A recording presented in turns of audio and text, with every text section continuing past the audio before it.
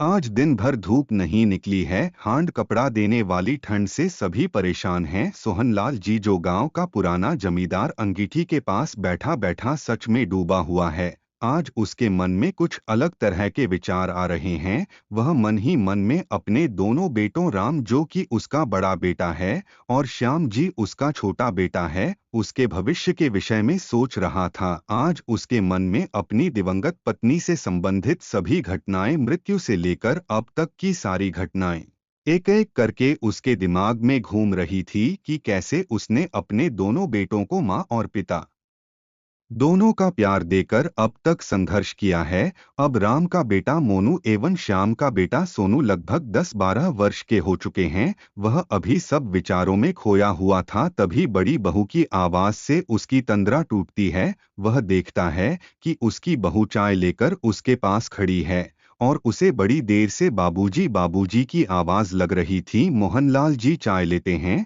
और उसे पीने लगते हैं। तभी गांव के कुछ बुजुर्ग व्यक्ति उसकी खैरियत पूछने उसके घर आ जाते, क्योंकि कुछ दिनों से जमींदार के स्वास्थ्य ठीक ना होने के कारण घर से बाहर नहीं गया था। जमींदार अपनी बड़ी बहू को आवाज देता है कि बहू कुछ चाय और बना लो। सभी लोग आपस में बैठकर बातें करने लगते। थोड़ी देर में ही बड़ी बहू चाय के साथ पकौड़ियाँ भी ले आती है। सभी लोग गर्मा गर्म पकौड़ी और चाय का आनंद लेते हुए आपस में बातें करने लगते हैं। बातें करते करते कब रात के 8 बज गए किसी को पता ही नहीं चला। जैसे ही एक बुजुर्ग की नजर सामने दीवार पर लगी घड़ी की तरफ गई तो उसने कहा, जमादार जी अब आप हमें आजा, दिन काफी समय हम लोगों ने आपका ले लिया। इस पर जमींदार ने कहा, कोई बात नहीं, आजकल कहाँ किसी के पास इतना वक्त है कहीं बैठने का। आप लोगों के यहाँ आने के लिए और मेरे लिए इतना समय देने के लिए आप सभी को बहुत बहुत धन्यवाद। उसके बाद सभी लोग अपने अपने घर चले जाते हैं। मोहनलाल जी अब बूढ़े हो चुके हैं, शायद उन्हें अब यह आभास भी होने लगा है कि अब उनके गिनती के दिन शेष रह गए। सभी के जाने के बाद उनके बेटे पिता के पास आकर बैठ गए और बातें करने लगे। तभी जमींदार ने अपने दोनों बेटों से कहा कि बच्चों, मैं अब चंद दिनों का मेहमान हूँ तुम्हारा और मेरा साथ कब और ज्यादा दिनों तक नहीं चल पाएगा, इसलिए मेरी अंतिम इच्छा यह है कि तुम दोनों भाई जैसे अब तक राम लक्ष्मण की तरह रहते आए हो, ऐसे ही आगे भी तुम्हारा प्यार बना रहे। तुम दोनों के बीच में कभी भी किसी बात को लेकर आपस में मतभेद ना हो, इसलिए मेरी सारी संपत्ति का आधा आधा बंटवारा तुम दोनों भाई मेरे सामने ही कर लो। पिता के मुंह से ऐसी बातें सुनकर दोनों भाई हाथ पकड़कर रोने लगे और रोते हुए बड़ा बेटा राम कहने लगा कि पिताजी, आपने हमें बचपन से लेकर आज तक माँ की कमी कभी भी खने नहीं दिया और आज आप भी हमें छोड़ने की बात कर रहे हैं। पिताजी, हम लोग आपके बिना नहीं रह पाएंगे, आपको कुछ भी नहीं होगा। बच्चों को गले लगाते हुए जमींदार ने कहा, बेटा यह तो प्रकृति का नियम है, जो आया है उसे एक दिन अवश्य जाना पड़ता है। पहले मैं भी यही समझता था कि तुम्हारी माँ के जाने के बाद मैं दोनों बेटों की परवरिश अच्छे से कर भी पाऊंगा कि नहीं, लेकिन तुम्हारी माँ ने जाने के बाद भी मुझे जीने का साहस देती रही और आज मेरे दोनों बेटे बहुत ही होशियार हो गए हैं। अब मैं आराम से जाकर तुम्हारी माँ से कहा सकूंगा कि मैं तुम्हारे दोनों बेटों बहू और दोनों बहुओं को हंसाता खेलते छोड़कर आया हूँ, इसलिए मेरी आखिरी इच्छा पूरी करने के लिए तुम दोनों मेरे भाई मेरे सामने ही सारी संपत्ति का 2 हिस्सों में अभी बांट लो। पिता को बार बार जिद करता देख दोनों भाई ने कहा, पिताजी अगर आपकी इच्छा यही है तो आप की बंटवारा कर दीजिए। आप जिसको जो देंगे वह आपका दिया हुआ प्रसाद समझकर रख लेंगे। पिता ने दोनों बेटों को आधी आधी संपत्ति बांट दिया और दोनों बेटों ने उसे सर झुकाकर स्वीकार कर लिया। उसके पश्चात सभी लोग एक साथ बैठकर भोजन करते हैं। भोजन करने के बाद दोनों भाई पिता को दवा आदि देकर उनके पास बैठकर खेत के फसल की स्थिति पर बात करते हैं। इस प्रकार बात करते करते काफी रात हो जाती है। पिताजी ने दोनों बेटों को कहा कि जो तुम लोग भी सो जाओ, सुबह सुबह अपने अपने काम पर भी तो जाना है। उसके बाद पिता के पैर छूकर दोनों बेटे अपने अपने कमरे में सोने के लिए चले जाते हैं। सुबह जब बड़ा बेटा पिताजी के पास होने उनके पास आता है तो देखा है कि पिताजी के हाथ पर ढीले पड़ चुके थे, उनके साथ रख चुकी थी और वह अपनी अंतिम यात्रा पर निकल चुके थे। राम पिता की इस स्थिति को देखकर उनसे चिपककर जोर जोर से रोने लगता है। बड़े बेटे के जोर जोर से की आवाज सुनकर सारा परिवार इकट्ठा हो गया। थोड़ी देर में ही कई पड़ोसी भी आ जाते हैं।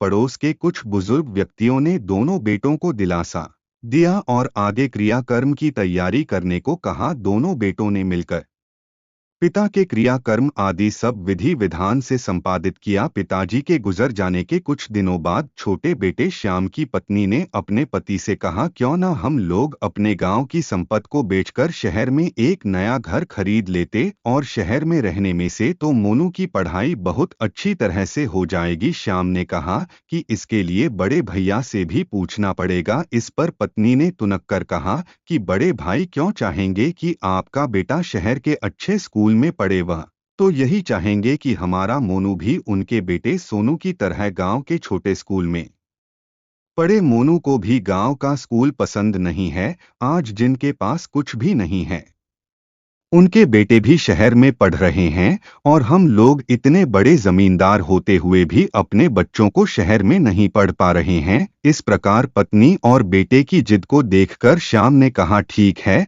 कल सुबह बड़े भैया से बात करके देखते हैं, अगर वह कहेंगे तभी शहर चलने की सोचेंगे। इतना कहकर वह सो गया। सुबह जब उठा तो पत्नी फिर से टेप रिकॉर्ड की तरह वहीं से भेजना शुरू हो गई जहां से रात में बंद हुई थी। श्याम कमरे से निकालकर बड़े भाई के पास जाकर बैठ जाता है और बहुत ही संकोच के साथ भाई से पत्नी वाली बात कह देता है। राम छोटे भाई की बात सुनकर प्रसन्नतापूर्वक कहता है, या तो बहुत अच्छी बात है, अगर माँ का मन शहर के स्कूल में पढ़ने का है तो उसे शहर में अवश्य पढ़ाएंगे। छोटे भाई ने कहा कि लेकिन मेरे हिस्से की जमीन जायदाद इतनी जल्दी कैसे बिक पाएगी। बड़े भाई ने कहा, अरे पगले, माँ को पढ़ने के लिए पूर्वजों की संपत्ति बेचने की क्या आवश्यकता है। मोनू को तो हम दोनों भाई मिलकर शहर में पढ़ाई सकते हैं। इतने में श्याम की पत्नी बोल उठी, भाई साहब, हम लोग सो रहे हैं कि शहर में ही जाकर, जब यहाँ रहना ही नहीं है तो यहाँ संपत्ति रखने का क्या फायदा। बड़े भाई को जब समझ में आ गया कि अब कुछ ही समझने से कोई भी फायदा नहीं है, इन लोगों ने शहर जाने का मन पूरी तरह से बना लिया है, उसने श्याम से कहा कि आज जरा गांव में जाकर जमीन के भाव पूछना कि इस समय गांव के जमीन के क्या भाव चल रहे हैं, लेकिन यह किसी से मत बताना कि तुम यह सब क्यों का पूछ रहे हो। छोटे भाई ने वैसा ही किया जैसा बड़े भाई ने कहा था। उसने जाकर गांव के कई लोगों से जमीन के भाव पूछे और घर वापस आ गया और घर आकर पत्नी को सारी बातें बता दी। उसकी पत्नी ने तुरंत पेन और कागज लेकर अपने हिस्से की पूरी संपत्ति का हिसाब लगा लिया और पति को बताया कि हमारी पूरी संपत्ति लगभग 70 लाख की है। अगर हमें 70 लाख रुपए मिल गए तो इससे हम शहर से अच्छा मकान भी बना लेंगे, माँ की पढ़ाई भी शहर के सबसे अच्छे स्कूल में हो जाएगी। रात में जब बड़ा भाई घर पर आया तो छोटे भाई और उसकी पत्नी को बुलाया और पूछा कि जमीन के भाव का पता लगा लिया। इससे पहले कि छोटा भाई कुछ कहता कि उसकी पत्नी बीच में ही बोल पड़ी और कहा कि भाई साहब, हमारे हिस्से की पूरी संपत्ति 70 लाख रुपए की है। बड़े भाई ने कहा कि आप लोग बैठो, मैं 2 मिनट में आता हूँ। इतना कहकर वह अपने कमरे में गया और रूपों से भरा बैग लेकर बाहर निकाला और छोटे भाई को रूपों से भरा बैग पढ़ते हुए कहा कि गिनती कर लेना, पूरे 70 लाख रुपए हैं। छोटे भाई ने कहा कि भैया भी जमीन की रजिस्ट्री तो किया नहीं, तो यह पैसे इतनी जल्दी कहाँ से आ गए। बड़े भाई ने कहा कि तुम्हारी भाभी के गने थे, कुछ मेरे पास थे और कुछ लोगों से कर्जा ले लिया। भाई, तुझे शहर भी तो जल्दी जाना है, अगर लेट हो जाएगा तो माँ का एडमिशन भी अच्छे स्कूल में नहीं हो पाएगा, इसलिए मैं जल्दी जल्दी सारा पैसा इंतजाम कर लिया। रही बात रजिस्ट्री की तो उसकी कोई जरूरत नहीं, रजिस्ट्री में भी रुपए क्यों बर्बाद किए जाएंगे। अगर तुम्हारी इच्छा है तो स्टाम्प या किसी सादे कागज पर जो लिखना चाह लिखकर अपनी भाभी को दे देना। छोटे भाई ने कहा कि भैया यह तो गलत बात है, आप रजिस्ट्री जरूर करवा लो। रही बात पैसों की तो इन्हीं पैसों में से रजिस्ट्री हो जाएगी, आपको अलग से खर्च करने की जरूरत नहीं है। बड़े भाई ने कहा नहीं, इसकी कोई जरूरत नहीं है, जितना मैंने कहा है बस उतना ही कर दो। श्याम ने अगले दिन तहसील से एक स्टाम्प लाकर सब कुछ उसमें लिखकर अपनी पत्नी और बेटे सभी के हस्ताक्षर अंकित कर स्टाम्प भाभी को देकर शहर चला गया। श्याम ने शहर में आकर एक अच्छा सा मकान खरीद लिया और मोनू का नाम भी एक अच्छे स्कूल में लिख दिया। खुद ही एक कंपनी में अच्छे पद पर काम करने लगा। जब उसकी जिंदगी खूब ऐसो आराम से बचने लगा। किस तरह कई वर्ष बीत गए। एक दिन बड़े भाई शहर में किसी काम से आए तो सोचा कि क्यों ना श्याम से भी मिलता चलूं। 2 वर्ष हो गए, उसका कोई हालचाल नहीं मिला है और मोनू को भी देखने को बहुत इच्छा हो रही है। और इस समय गर्मी भी बहुत है, इसी बहाने थोड़ा समय भी श्याम के घर पर बीत जाएगा और फिर शाम वाली बस से गांव वापस चला जाऊंगा। यही सब सोकर राम अपने छोटे भाई के मकान की तरफ पैदल ही चल पड़ा। रास्ते में उसे प्यास बहुत अधिक लग रही थी, लेकिन उसने सोचा कि अब कहीं पानी नहीं पीऊंगा, अब तो अपनी माँ के हाथ से ही पी लूंगा। इसलिए उसने रास्ते में कहीं एक गिलास पानी भी नहीं पिया। जैसे ही वह श्याम की कॉलोनी में प्रवेश किया, श्याम के पत्नी ने उसे छत से ही देख लिया और अपने मन में ही कहा कि अरे बड़े भैया यहाँ क्यों आ रहे हैं, कहीं इस वर्ष बारिश कम हुई है और फसल सब सूख गई है, इसलिए परेशान होंगे और हमारे पास कुछ मांगने के लिए आए होंगे। वह जल्दी जल्दी छत से नीचे उतरी और नीचे आकर अपने बेटे मोनू से सारी बात बताई कि बड़े भैया आ रहे हैं, जरूर कुछ ना कुछ मांगने आए होंगे, चलो चुपचाप सब सो जाते हैं, हम लोग दरवाजा ही नहीं खोलेंगे तो थोड़ी देर में दरवाजा खटखटाकर वापस गांव लौट जाएंगे। थोड़ी देर में राम श्याम के मकान के पास आकर दरवाजा खटखटाने लगा, लेकिन अंदर से कोई भी आवाज नहीं आ रही थी और मोनू मोनू पुकारते पुकारते उसका गला भी सूख गया था। काफी देर तक दरवाजा खटखटाना के बाद भी किसी की आवाज अंदर से नहीं आई और ना ही कोई दरवाजा खोलना आया, तो बड़े भाई ने सोचा कि शायद सभी लोग इस समय सो रहे होंगे, नहीं तो अब तक माँ दौड़कर मेरे पास आ जाता। मैं ही गलत समय पर आ गया हूँ, इस समय उन्हें सोते में उठाना ठीक नहीं होगा। या सब सोकर वह गांव जाने के लिए मुड़ता है तो उसकी नजर कॉलोनी के अंदर लगे हैंडपंप पर जाती है। राम ने कॉलोनी के हैंड पाइप से अपनी प्यास बुझाई और गांव वापस चला गया। रात के जब श्याम ऑफिस घर आया तो मोनू उसे खूब मजे लेकर सारी बातें बताने लगा कि आज ताऊजी घर पर आए थे कुछ मांगने के लिए, लेकिन मैं और मम्मी ने दरवाजा ही नहीं खोला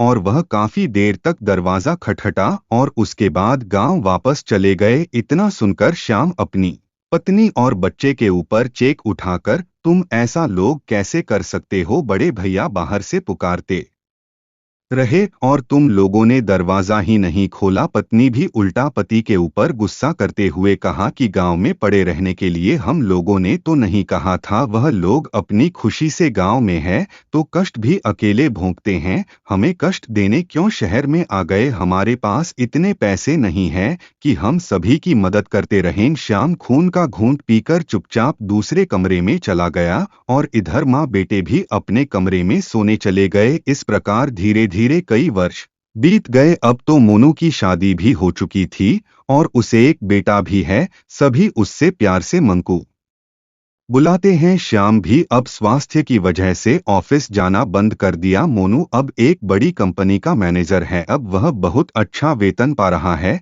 अब सब कुछ बदल चुका है, केवल एक घड़ी है जो अभी पुराना है और वह भी अब ओल्ड फैशन का हो चुका है। मोनू की पत्नी बार बार नया मकान लेने की जिद करती है। मोनू ने एक दिन पत्नी की बात से तंग आकर नया मकान लेने का विचार करके अपने पिताजी और माताजी के पास गया और कहने लगा कि पिताजी अब यह घर छोटा पड़ रहा है, क्यों ना हम लोग इसे बेचकर एक बड़ा मकान ले लेते, इस मकान को बेचने से कुछ पैसे मिल जाएंगे और जो कुछ काम पड़ेगा वह मैं अपनी नौकरी पर लोन लेकर चुका दूंगा। माता पिता ने बेटे की बात मान ली और कहा कि बेटा रहना तुम ही लोगों को है, हम लोगों का समय तो बीत चुका है, तुम जैसा चाहे ऐसा करो। पिता की सहमत मिलते ही माँ तुरंत एक नया मकान बुक करवा लिया और बहुत जल्द पुराने मकान को बेचकर नए मकान में प्रवेश कर लिया। श्याम और उसकी पत्नी जब नए मकान में पहुंचे तो उनकी बहू और पोते ने नए घर का एक एक कमरा दिखाने शुरू किया और सभी कमरों में क्या रहेगा वह भी बताते जा रहे थे। जब सारा मकान दिखा दिया तो दादी माँ ने माँ को से कहा, हमको बेटा आपने सारा मकान तो दिखा दिया लेकिन यह नहीं बताया कि तुम्हारे दादा और दादी का कैमरा कौन सा है। या सुनते ही मन को तुरंत बोल पड़ा कि आप लोगों के लिए तो मम्मी पापा ने एक बहुत बड़ा घर देखा है, इसमें ढेर सारे कमरे हैं और उसमें सभी के दादी दादा रहते हैं। मेरे एक दोस्त के दादा दादी वहीं पर रहते हैं, हम लोग कल ही वहां गए थे आप लोगों के लिए नया मकान देखने। मंकू के इतना कहते ही मंकू के मम्मी का सर शर्म से नीचे झुक गया। अब वह अपने ससुर और सासू माँ से नजरें नहीं मिल पा रही थी। इसकी खींच मिटाने के लिए वह मंकू को पीटते हुए दूसरे कमरे में लेकर चली गई। श्याम और उसकी पत्नी एक दूसरे को देखकर मन ही मन अपने आप को संतावना देने लगते हैं। उनकी दशा एक स्थित प्रज्ञा की तरह हो चुकी थी। उनको अब कुछ भी समझ में नहीं आ रहा था कि अब वह क्या करें। किसी तरह दिन तो बीत गया। रात में दोनों की इच्छा जी भर कर रोने की कर रही थी, लेकिन पत्नी शर्म के कारण पति के सामने नहीं रो पा रही थी और पति गुस्से के कारण। अंत में श्याम ने अपने आप को समझाते हुए पत्नी से कहा कि अब तुम्हें अपने किए की याद आ रही होगी, लेकिन आप पछताने से कोई फायदा नहीं। अब स्थिति हमारे हाथ से निकल चुकी है, कल सुबह होते ही घर से चलने की तैयारी कर लो, सुबह होते ही अपने आप निकल चलते हैं, नहीं तो बहू और बेटा चुपचाप छोड़ आएंगे तो ज्यादा अपमानजनक होगा। इतना कहकर श्याम दूसरी तरफ मुंह करके लेट गया। रात भर दोनों सोने का नाटक करते रहे, लेकिन रात भर दोनों में से किसी को भी नींद नहीं आई। सुबह होते ही दोनों पति पत्नी जल्दी जल्दी नहाकर तैयार हो गए। श्याम ने बेटे के साथ चाय पीते हुए कहा कि मोनू हम लोग सो रहे हैं कि कुछ दिन पड़ोस वाले श्री राम श्रीवास्तव जी इस समय जहां पर रह रहे हैं उनके पास घूम आते हैं। सुना है कि वहां पर लोगों की बहुत सेवा होती है और उन लोगों को वहां बहुत सारी सुविधाएं दी जाती। बेटा तू भी ले चल, कुछ दिनों के लिए हमें वहां छोड़ा। वह इतना सुनते ही बेटा और बहू मान ही मन बहुत ही प्रसन्न हुए। अब उनकी खुशी का कोई ठिकाना नहीं रहा। आज उन्हें ऐसा लग रहा था मानो बिना मांगे ही ऊपर वाले ने सब कुछ दे दिया। मोनू ने पत्नी से कहा कि जल्दी से माँ और पिता के लिए भोजन तैयार कर दो, मैं ऑफिस जाते वक्त इन लोगों को श्रीवास्तव जी वाले अपना घर में कुछ दिनों के लिए छोड़ आऊंगा। पत्नी भी खुश होकर भोजन में कई तरह की चीज बनाकर ले आई और सभी लोगों ने एक साथ भोजन किया। आज बहुत दिनों बाद घर में इतनी खुशी का माहौल था। भोजन करने के बाद मोनू चौराहे से जाकर एक ऑटो बुक कर ले आता है और माँ और पिताजी से कहता है कि आज मेरी एक बहुत आवश्यक मीटिंग है, इसलिए मैं नहीं चल पाऊंगा। इस रिक्शा वाले को सब कुछ समझा दिया है कि आप लोगों को श्रीवास्तव जी वाले अपना घर में छोड़ आएगा। पिताजी ने कहा कोई बात नहीं बेटा, हम लोग इस ऑटो से चले जाएंगे। इतना कहकर वह लोग ऑटो में जाकर बैठ गए। बहू ने तुरंत बैग उठाकर ऑटो के अंदर रख दिया और माँ और पिता के पर भी छूकर कहा कि हम लोग आप लोगों से बहुत जल्द मिलने आएंगे। बेटे ने कहा कि पिताजी मीटिंग समाप्त होते ही मैं आप लोगों से मिलने आ जाऊंगा। श्याम और उसकी पत्नी के चेहरे पर एक झूठी मुस्कुराहट साफ दिख रहे थे। वह लोग बार बार मंकू को प्यार कर रहे थे। उनके इस व्यवहार से स्पष्ट दिख रहा था कि उनकी इच्छा अपने घर में जाने की बिल्कुल ही नहीं थी, परंतु वह लोग मजबूर थे। जाने से पहले दादा दादी ने अपने पोते को ढेर सारा प्यार और आशीर्वाद दिया। इसके बाद ऑटो वाले ने अपना ऑटो स्टार्ट किया और अपना घर के लिए चल दिया। घर से कुछ डर निकालने पर दोनों पति पत्नी एक बार फिर गमों की दुनिया में गोते लगाने लगते हैं। लगभग 45 मिनट बाद ऑटो के बंद होते ही दोनों अपने गमों की दुनिया से बाहर आते हैं और श्याम कहता है कि भाई आ गया क्या अपना घर? ड्राइवर ने जवाब दिया जी साहब आ गया। इसके बाद दोनों पति पत्नी ऑटो से उतरकर अपना घर के स्वागत के कक्ष तक पहुंचाते हैं। ड्राइवर भी बैग लेकर दोनों को स्वागत कक्ष छोड़ने आता है और उसके बाद दोनों पति पत्नी से विदा लेकर यह बड़बड़ाते हुए कि क्या जमाना आ गया, और वह चला जाता है। श्याम और उसकी पत्नी जब स्वागत कक्ष पर पहुंचते हैं और उन्होंने अपना नाम बताया, स्वागत कक्ष वाले ने तुरंत जवाब दिया कि जी अंकल जी, आपका नाम पहले से ही लिखा हुआ है, आप लोग अंदर चले जाइए, वहां आपको सब कुछ विस्तार से बता दिया जाएगा। दोनों पति पत्नी हैरान होकर एक दूसरे को देखने लगते हैं, लेकिन चाहकर भी एक दूसरे से कुछ कह नहीं पा रहे थे। उसके कुछ देर बाद अपना घर के इंचार्ज आ गए। उन्होंने दोनों का अपना घर वृद्धाश्रम के नियमानुसार स्वागत किया और वहां पर उपलब्ध सभी सुविधाओं से अवगत कराया। उसके बाद दोनों पत्नी अपने अपने कक्ष की ओर चले गए। इस प्रकार श्याम और उसकी पत्नी को वृद्धाश्रम में रहते हुए काफी समय हो गया। मोनू और उसकी पत्नी ने आज तक अपने बूढ़े माता पिता की कोई खबर नहीं ली। एक दिन अपना घर के सभी लोग बहुत खुश दिख रहे थे। सभी लोग आपस में खुश होकर कुछ बातें कर रहे थे। श्याम ने सब लोगों को इतना खुश कभी नहीं देखा था। उसने अपने एक साथी से पूछा कि आज सभी लोग इतना खुश क्यों हैं। उसे पर उसने कहा कि कल एक बड़े अधिकारी के पिताजी का जन्मदिन है। वह अधिकारी पिछले कई वर्षों से इस वृद्धाश्रम में आकर अपने पिता के हाथ को 5 स्टार होटल का खान एवं सभी लोगों के लिए कुछ ना कुछ उपहार आवश्यक बताते हैं। वही अधिकारी और उनके पिता कल फिर इस आश्रम में आ रहे हैं, इसलिए सभी इतने खुश हैं कि पूरे वर्ष में एक बार हम लोगों को 5 स्टार होटल को भोजन बड़े प्यार और अपनापन के साथ नसीब होता है। इतना सुनकर श्याम की आंखों में आंसू आ जाता है और वह फिर से अपने बेटे मोनू के विषय में सोचने लगते हैं। दूसरे दिन सभी वृद्धाश्रम के लोग नहा धोकर नए कपड़े पहनकर तैयार हो जाते हैं। सुबह 9 ही वह बड़े अधिकारी और उनके पिता एक बड़ी गाड़ी में ढेर सारे भोजन के पैकेट और गिफ्ट लेकर आ गए और वह लोग सबसे पहले 1 नंबर वाले कमरे में प्रवेश करते हैं और सभी से राम कर बहुत ही विनम्रता पूर्वक खाने का और गिफ्ट का पैकेट देने लगे। 1 नंबर कमरे के सभी लोगों को खाने का पैकेट बांटने के बाद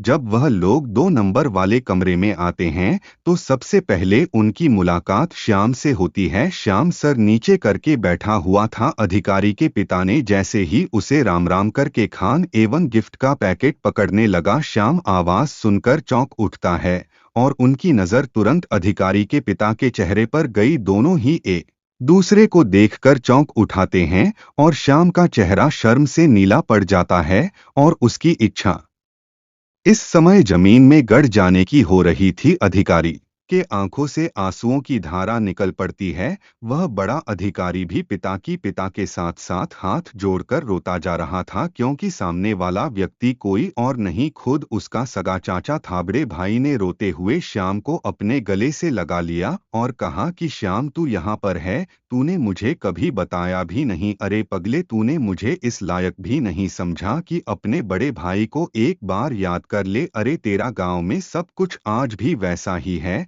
जैसा तू छोड़कर आया था। तेरे हिस्से की जमीन बाग घर सब पर आज भी तेरा ही नाम। इतनी बड़ी संपत्ति का मालिक आज इस हालत में है। इतना सुनते ही श्याम अपने बड़े भाई से चिपककर बच्चों की तरह कर रोने लगा। दोनों भाइयों को इस तरह चिपककर रोता देखकर पूरा वृद्धाश्रम आंसुओं के सैलाब में डूब गया। काफी देर बाद दोनों भाई समान स्थिति में आते हैं। उसके बाद शेष लोगों को गिफ्ट और खाने का पैकेट राम श्याम एवं उसकी पत्नी के हाथ से बंटवाता है। श्याम की पत्नी, जो किसी से नजर नहीं मिल पा रही थी, कुछ दूर जाकर अकेले में बैठकर रोने लगती है। सोनू अधिकारी उसके पास खाने का पैकेट लेकर जाता है और कहता है कि चाचा, मुझे बहुत जोर से भूख लगी है, बहुत दिन हो गए हैं आपके हाथों से खाना खाए हुए, आज एक बार फिर मुझे अपने हाथ से खाना खिला दो। इतना सुनते ही चाचा सोनू को गले लगाकर और तेजी से रोने लगती है। उसे देखकर ऐसा लगता है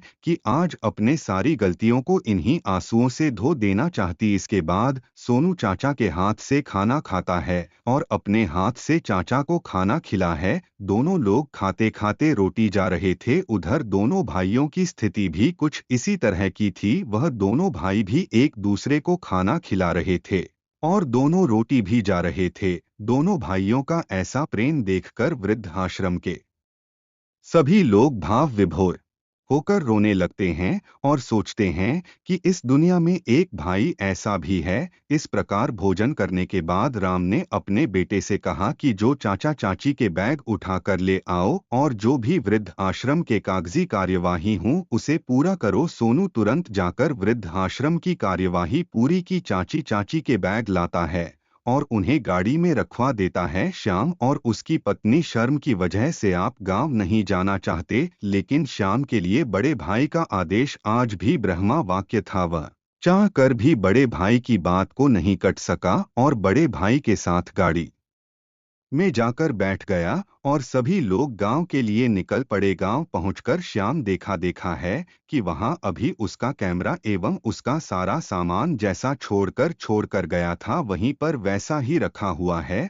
उन्हें देखकर ऐसा लग रहा था मानो किसी ने बड़े प्यार से उनकी देखभाल करता रहा है। घर पहुंचते ही राम की पत्नी एवं सोनू की पत्नी और बच्चों ने इस सम्मान के साथ स्वागत किया कि उन्हें ऐसा लगा कि जैसे यह लोग उनसे कभी दूर ही नहीं हुए थे, वरना हम ही लोग इनसे दूर हो गए थे। उन लोगों का इस प्रकार का व्यवहार देखकर उन लोगों का इस प्रकार का व्यवहार देखकर श्याम और उसकी पत्नी दंग थे और मन ही मन शर्मिंदा भी हो रहे थे। सभी लोगों से इतना प्यार पाकर उन लोगों का जीवन एक बार फिर खुशियों से महकने लगा। इस प्रकार धीरे धीरे लगभग 5 वर्ष बीत गए। एक दिन राम अपने बेटे सोनू के साथ अस्पताल में अपना रूटीन चेकअप कराने गया हुआ था। अस्पताल के अंदर प्रवेश करते ही वह लोग देखते हैं कि एक व्यक्ति जिसकी गोद में एक लड़का है वह एक औरत के साथ डॉक्टर के पास गिड़गिड़ाते हुए उसके पैर छू रहा था और डॉक्टर ने उसे मना करते हुए अपने चैम्बर में चला गया। अस्पताल का स्टाफ उसे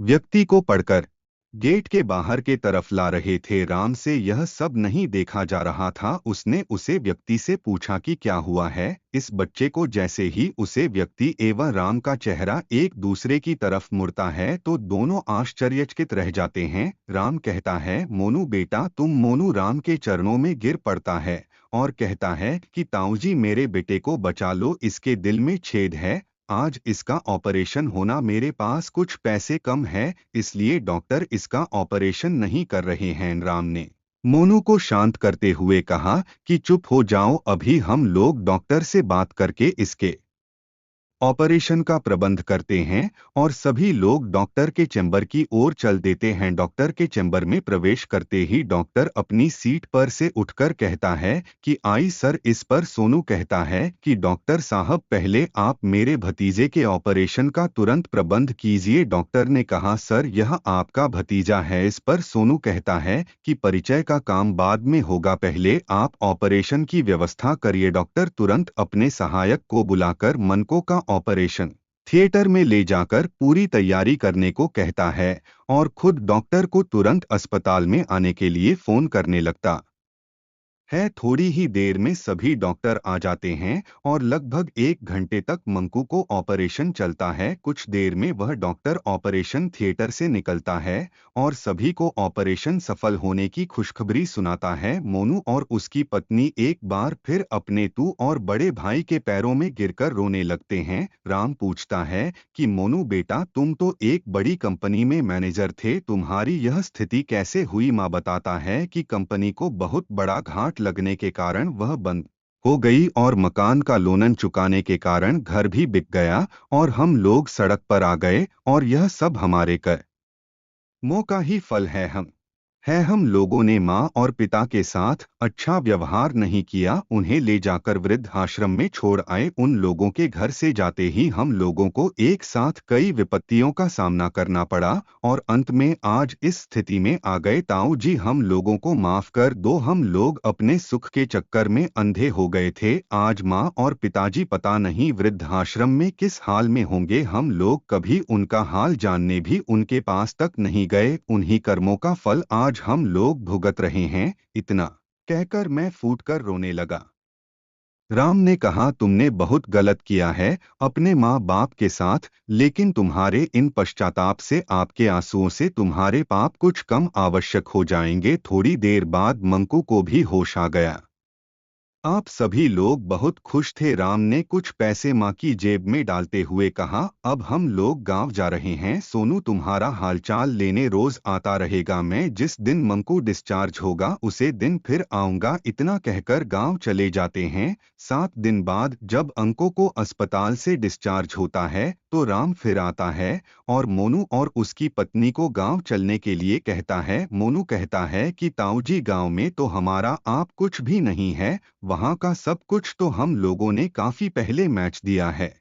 अब किस मुंह से गांव चलूं? राम कहता है, मोनू तू अब भी हम लोगों को पराया समझता है। मैं तो हमेशा से तुझे अपने सोनू से बढ़कर मानता आया हूँ। क्या तुझ पर मेरा कोई अधिकार नहीं है? इतनी बात सुनकर माँ अपने तू से लिपट कर रोने लगता है और कहता है कि तू, हम लोग बहुत गलत हैं, लेकिन आपका दिल बहुत बड़ा है। आप इस धरती पर भगवान का एक रूप हो जो हम लोगों के द्वारा इतना गलत व्यवहार करने के बाद भी आप हमें अपना मानते हो। राम कहता है कि चुप हो जाओ और चलो गाड़ी में बैठो। सभी लोग गाड़ी में बैठकर गांव आ जाते हैं। गांव में पहुंचकर